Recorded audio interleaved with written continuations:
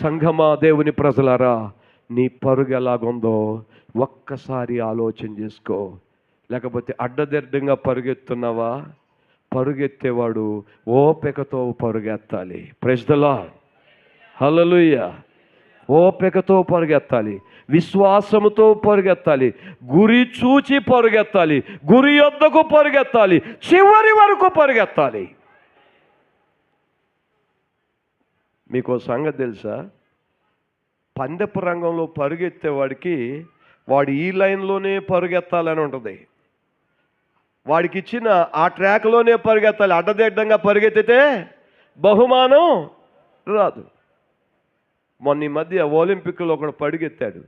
అందరికంటే ముందే వెళ్ళాలనేసి అందరికి అడ్డొస్తూ వాడికి ఇచ్చిన ట్రాక్లో కాకుండా ఇంకొక ట్రాక్లోకి వెళ్ళిపోయాడు. ముందుగా వెళ్ళిపోయాడు, కానీ వారికి బహుమానం బంగారు పథకం రాలా, డిస్క్వాలిఫైడ్ అయ్యాడు. కారణం ఏంటంటే వాడికి ఇచ్చిన ట్రాక్లో కాకుండా ఇష్టానుసారంగా వెళ్ళిపోయాడు. ఇష్టానుసారంగా వెళ్ళిపోతే బహుమానం రాదు.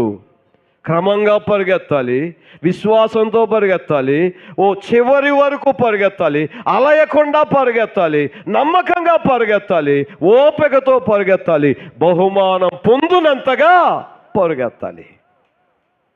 అదే ఈ కూడిక యొక్క ఉద్దేశం. చివరిగా నేను ఒక మాట చెప్తున్నాను. ఈ కూడికి వచ్చిన మీ అందరూ దేవుని యొక్క వాక్య ప్రకారం అపోస్తుల బోధలోను, విశ్వాసంలోను, రొట్టె విరుచుట యందు, ప్రార్థన చేటి యందు ఎడతెక్క ఉండాలి. సహవాసంలో ఉండాలి. మీరు దేవుడు మనకిచ్చిన సహవాసం. మెస్సయ మినిస్ట్రీస్లో ఉన్నారా? మెస్సయ మినిస్ట్రీలో ఆ సేవకులకు నమ్మకస్తులుగా ఉండండి.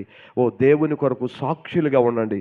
సంఘ సహవాసం కొరకు, అభివృద్ధి కొరకు అహర్నిశలు ప్రార్థించువారుగా ఉండాలి. బలవంతులుగా ఉండాలి. సేవకుని మాటకు లోబడి సేవకులకు భుజాలుగా ఉండాలి. దేవుని స్తోత్ర. ఆఖరికి ఒక మాట చెప్తున్నాను. సేవకుడు మీ కొరకు ప్రార్థన చేసేవాడు.